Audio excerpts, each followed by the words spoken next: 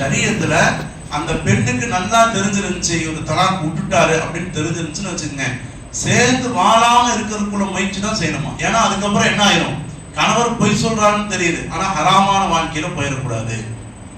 பாருங்க, இந்த முக்கியமான இன்னொரு விஷயம் என்ன அப்படின்னம்னா, தலாக்குடைய அந்த விஷயங்கள்ல கணவருடைய சொல்லுதான் ஏற்றுக்கொள்ளப்படும், மனைவியுடைய சொல் என்ன செய்யப்படாது, ஏற்றுக்கொள்ளப்படாது.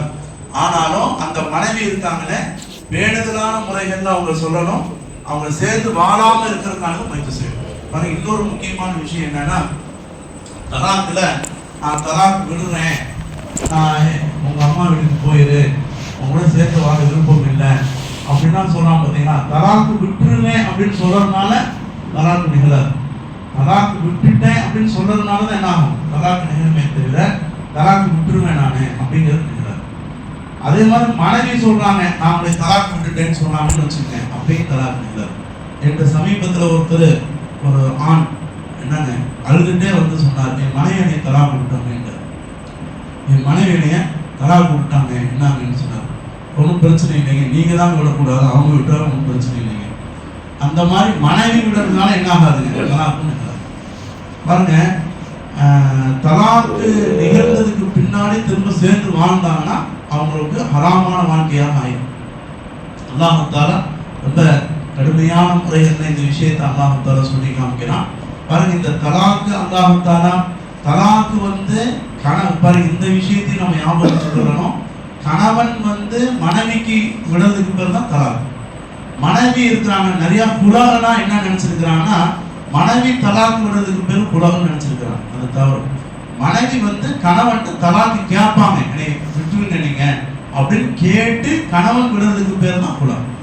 மனைவியே நேரடியாக நான் உங்களை தலாக்கு விட்டுட்டேன், உங்களோட நான் வாழ விருப்பம் இல்லை அப்படின்னு சொன்னா என்னங்க, அது வந்து தலாக்கு ஆகாது. மனைவி நிறைய பேர் குலகனாலே கணவன் விட்டா தலாக்கு, மனைவி விட்டா குலகம் நினைக்கிறாங்க. பெண்களும் இப்படிதான் நினைச்சிருக்கிறாங்க.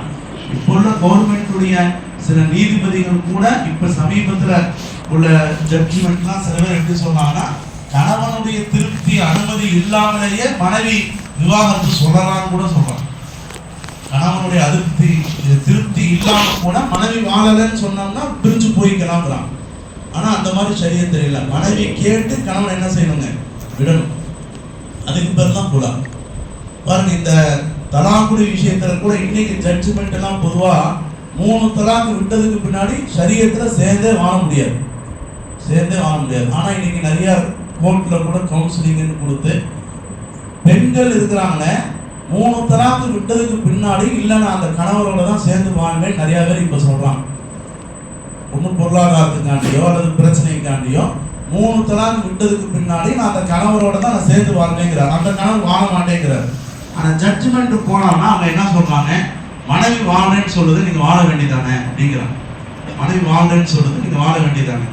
இஸ்லாமிய மார்க்கத்துல 3 தலாக்கு விட்டுட்டா திரும்ப வாழ முடியாதுங்கன்னு சொன்னா அவங்க என்ன சொல்றாங்க, என்ன மனைவி சேர்ந்து வாழ்றேன்னு சொல்லும் போது அல்லாஹ் என்ன கோச்சுக்குவா போறான், நீங்க சேர்ந்து வாழ வேண்டிய அப்படின்னு சொல்லியே அவங்களே என்ன செய்யறாங்க, திரும்ப சேர்ந்து வாழ வைக்கிறதுக்கான ஒரு முயற்சிகள் செய்யறாங்க. இப்போ உள்ள சூழ்நிலையில இதுவும் கண்டிப்பா கூடாது, ஹராம் தான். 3 தலாக்கு விட்டுட்டாலே என்ன ஆகாதுங்க.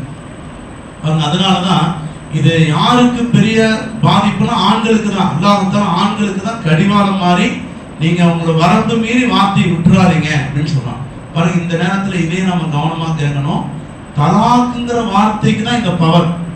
ஆனா இதே வேற வார்த்தையை சொல்லணும்னு வச்சுக்கோங்க, உதாரணத்துக்கு நீங்க வீட்டை விட்டு போயிருங்க, நான் உங்களோட வாழ விருப்பம் இல்லை, நான் வாழ மாட்டேன் இப்படின்னா சொன்னா அது விவாகரத்து ஆகாது. இதுல வந்து நியத் அவசியம். ஆனா தலாக்குங்கிற வார்த்தைக்கு நியத்தே தேவையில்லை. சொல்ல புரியுங்களா? நான் நியத் இல்லாம தலாக்கு சொன்னானே அப்படின்னு ஒருத்தர் சொன்னான்னு வச்சுக்கோங்க, அப்படி சொன்னாலும் தலாக்கு நிகழ்ந்துடும். நான் சொல்றது விளங்குதுங்களா? நியத்தே இல்லாம சும்மா வாயில நான் உன்னை தலாக்கு விட்டுட்டேன் அப்படின்னு சொன்னாருன்னா தலாக்கு நிகழ்ந்துடும்.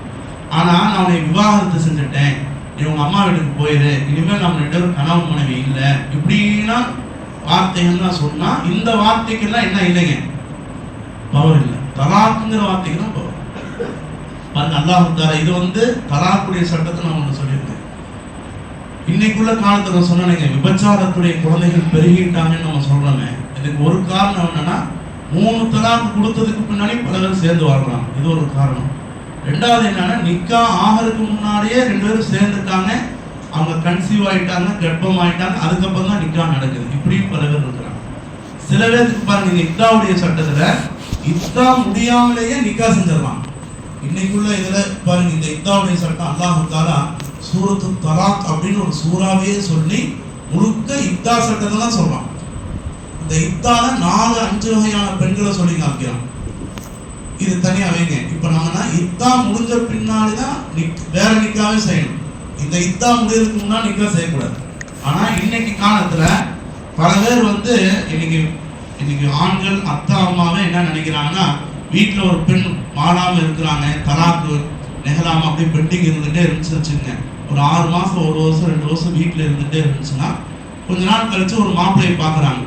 டக்குன்னு என்ன செஞ்சிருந்தாங்க, இவன்கிட்ட சீக்கிரமா கையெழுத்து வாங்கிட்டு அந்த ஜமாத்துல பேசிட்டு உடனே அடுத்த வாரம் நிக்க வைக்கிறாங்க. அடுத்த வாரமே பாருங்க. இத்தால பொறுத்த வரைக்கும் நல்லா கவனிச்சு கொள்ளணும். அதிகமான மக்களுடைய தவறான சிந்தனை என்னன்னா, கணவன் மனைவி பிரிஞ்சு 10 வருஷம் ஆச்சுங்க, 5 வருஷம் ஆச்சுங்க, இந்த புள்ள தனியா தாங்க அவங்க அம்மா வீட்டில் தாங்க இருக்காருங்க அப்படின்னா சொல்றாங்க. பாருங்க, 50 வருஷம் ஆனாலும் கூட தலாக்கு விட்டதுக்கு பின்னாடிதான் இத்தா. இவ்வளோ நாளா பிரிஞ்சுதான் இருந்தாங்க, எந்த தொடர்புமே இல்லைங்க அப்படின்னு சொன்னாலும் கூட இத்தாவுடைய சட்டமா வராது. அவங்க நிக்கா தலாக்கு கையெழுத்து போடுறாங்க பார்த்தீங்கன்னா, அந்த போட்டதுல இருந்து 3 மாசம் இருக்கணும். அது இல்லாம நிறைய பேர் என்ன நினைக்கிறாங்க, பரவாயில்லைங்க இவ்வளவு நாள் பிரிஞ்சுதாங்க இருந்தாங்க அப்படின்னு நினைக்கிறாங்க. அது தவறு. ஷரியத்துப்படி தலாக்கு விட்டதுல இருந்து, தலாக்கு ஆனதுல இருந்து, விவாகரத்து ஆனதுல இருந்து அவங்க இத்தா இருக்கணும். பாருங்க, இத்தா இருக்க 3 மாதவிடாய் காலம்.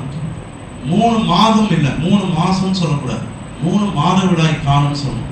ஏன்னா 3 மாதவிடாய் காலத்துல 3 மாசத்தை விட சில நேரத்தில் அதிகமாக வரலாம், குறைந்ததோ 2.5 மாசம் சில நேரத்தில் வரலாம், 3.5 மாசம் 4 மாசம் கூட வரலாம்.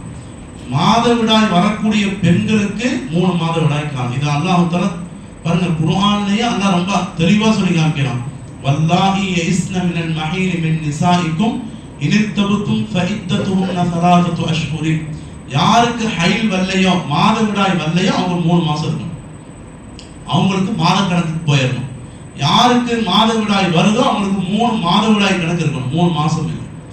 யார் கர்ப்பமா இருக்கிறாங்களோ அல்லாஹ் சொல்றான் பாருங்க, இது என்ன அல்லாஹ் குர்ஆன்ல சொன்னது, உலாத்துல் அஹ்மாலி அஜலஹுன்ன அய்யலஹ்ன ஹம்லஹுன்ன. யாராச்சும் கர்ப்பமாக இருந்தாங்கன்னா அவங்களுடைய கர்ப்பம் தரிக்கிற வரைக்கும் இத்தா இருக்கும், கர்ப்பம் தரிக்கிற வரைக்கும் இத்தா இருக்கும். இப்பதான் அதாவது முதல் மாசம் தான் கர்ப்பமா இருக்கிறாங்க, அப்போ ஒரு கணவர் தலாக் விட்டுட்டாருன்னா அவங்க 9 மாசம் வெயிட் பண்ணணும், அவங்களுக்கு 3 மாசம் தான் கிடையாது. அதே நேரத்துல 9வது மாசத்துல ஒருத்தர் தலாக் விட்டாருன்னு வச்சுக்கோங்க, அடுத்த 10 நாள்லயே குழந்தை வந்துருச்சுனாலும் அவங்களுக்கு இதான் முடிஞ்சிச்சு. இது ஒரு விஷயம். இன்னொரு விஷயம் என்னன்னா, ஒருத்தர் நிக்கா செஞ்சு, நான் ஒரு சமீபத்தில் கூட சொன்னேன், ஒரு வாரத்துக்கு முன்னாடி, நிக்கா செஞ்சு அவங்கள உறவு கொள்றதுக்கு முன்னாடியே ஒருத்தர் தலாக் விட்டுட்டாருன்னா இதா தேவை. நிக்கா செஞ்சு உறவு கொள்றதுக்கு முன்னாடியே தலாக் விட்டுட்டாரு அப்படின்னோம்னா இதா என்னங்க தேவை கிடையாது. இப்போ உதாரணமா மண்டபத்துல நிக்கா ஆச்சு, சாப்பிட்டு முடியறதுக்குள்ள அவர் என்ன செஞ்சார், வேற ஏதோ பிரச்சனை சண்டை வந்துச்சு, அங்கேயே தலாக் விட்டுட்டு வந்துட்டார் அப்படின்னோம்னா அவங்களுக்கு இதா தேவையில்லை. அவங்க அடுத்த நாளே வேற நிக்காவும் என்ன செஞ்சுக்கணும். மௌத்துடைய இத்தா இருக்கு பாத்தீங்களா, மௌத்துடைய இத்தா அது 4 மாசம் 10 நாள், மீதிதான் எல்லாரும் 3 மாசம். பாருங்க, ஷரியத்துல நான் சொன்னேன், ஹைல் மாதவிடாய் வரக்கூடிய பெண்கள், மாதவிடாய் வராத பெண்கள், கர்ப்பம் உள்ள பெண்கள், 3 பேத்துக்கு அல்லாஹ் தஆலா தனித்தனியா சொல்லிட்டான். இது இல்லாம மௌத்துடைய இத்தா இருக்கு பாத்தீங்கன்னா 4 மாசம் 10 நாள், 4 மாசம் 10 நாள், அவங்களுக்கு 3 மாசம் கிடையாது. இப்ப நிறைய பேர் நம்ம ஊர்லயும் சரி, முழு தமிழ்நாட்டிலையும் சரி, முழு உலகத்திலையும் சரி, எல்லா பெண்களும் என்ன நினைக்கிறாங்கன்னா, வயசான பின்னாடி கணவர் மௌத்தாயிட்டாருன்னு வச்சுக்கோங்க, அவங்க நினைக்கிறாங்க ஏங்க வயசாயிருச்சு, இவங்களுக்கு ஒரு 40 நாள் இருந்தா போதும்னு நினைக்கிறாங்க. இத்தா இப்போ உள்ள வழக்கத்துல எல்லாமே நினைக்கிறது 40 நாள் இத்தா இருந்தா போதும்னு நினைக்கிறாங்க. கண்டிப்பா 4 மாசம் 10 நாள் இருக்கணும், எவ்வளவு வயசானாலும் சரி. ஆனா இன்னைக்கு மக்கள்கிட்ட, இந்த பெண்கள்கிட்ட எவ்வளவு பயான்கள்ல சொன்னாலும் கூட 40 நாள் முடிஞ்சுட்டா அவங்க குடிச்சிட்டு இத்தா முடிஞ்சிருச்சுங்கன்னு சொல்லிடலாம். உங்களை ரொம்ப வயசாயிருச்சுங்க, ஏன் இப்ப போய் உங்களுக்கு நிர்பந்தம் என்ன அப்படிங்கிறாங்க. பாருங்க, அதே மாதிரி அல்லாஹ் தஆலா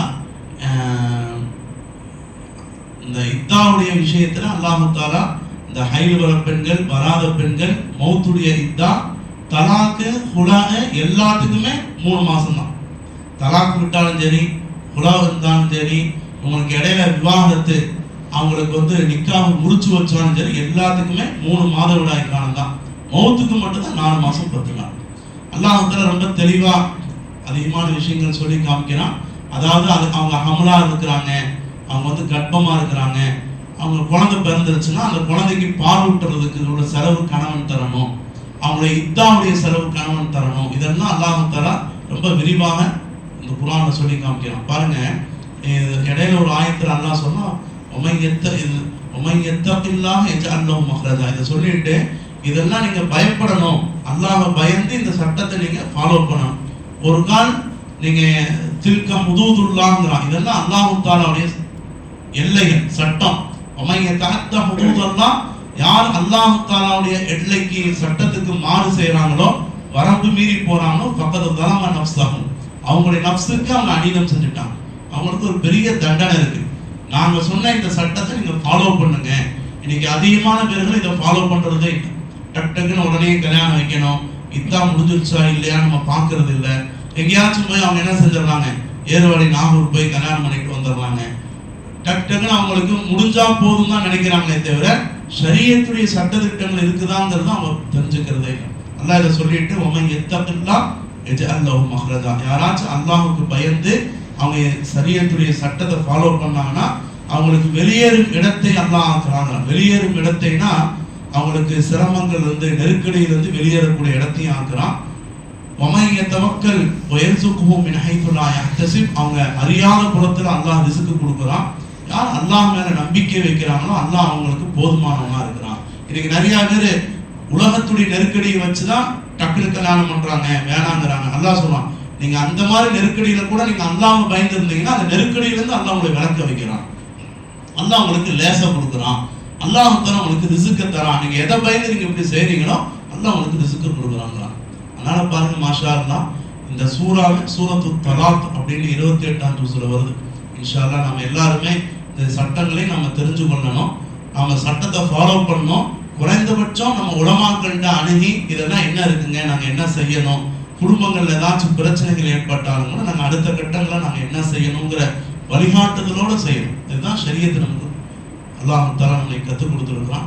அல்லாஹ் தஆலா நமக்கு இந்த இல்முகள்லாம் கிடைக்கிறதுக்கு அல்லாஹ் நமக்கு தௌஃபீக் செய்யணும்.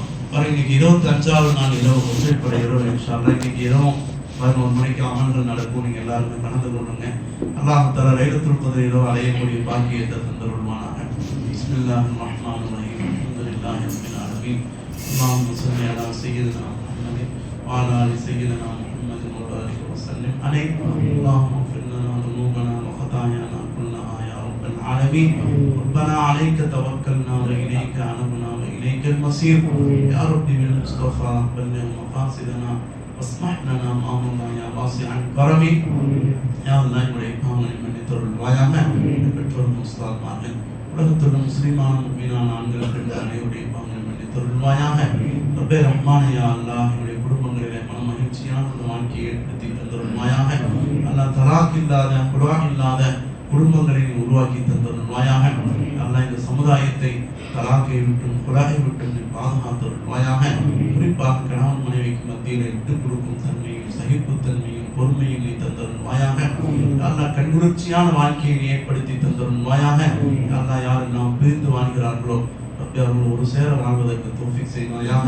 ரப்பே ரஹ்மானே, யா அல்லாஹ், யா ரஹ்மான், யா அல்லாஹ், குடும்பங்களிலே சந்தோஷமான மகிழ்ச்சியான வாழ்க்கையை ஏற்படுத்தி தருவாயாக. யா அல்லாஹ், உன்னுடைய ஷரியத்துடைய சட்டத்தை பேணி நடக்கும் பாக்கியத்தை தருவாயாக. அல்லாஹ், ஷரியத்துடைய சட்டங்களை நீ குர்ஆனிலே எங்களுக்கு கற்றுக் கொடுத்தாய் ரப்பே. யா அல்லாஹ், நாங்கள் அதை தெரியாமலே வாழ்ந்து கொண்டிருக்கிறோம் நாயனே. யா அல்லாஹ், அதை தெரிந்து உன்னை பயந்து வாழும் பாக்கியத்தை தருவாயாக. ரப்பனா ஆத்தினா ஃபித் துன்யா ஹஸனா வ ஃபில் ஆখিরাতি ஹஸனா வ கினா அஸாபன்னார். ஸல்லல்லாஹு தஆலா வ ஸல்லம அலா கைரி கல்கிஹி சய்யிதினா முஹம்மதின் வ ஆலிஹி வ அஸ்ஹாபிஹி அஜ்மஈன். அல்ஹம்துலில்லாஹி ரப்பில் ஆலமீன்.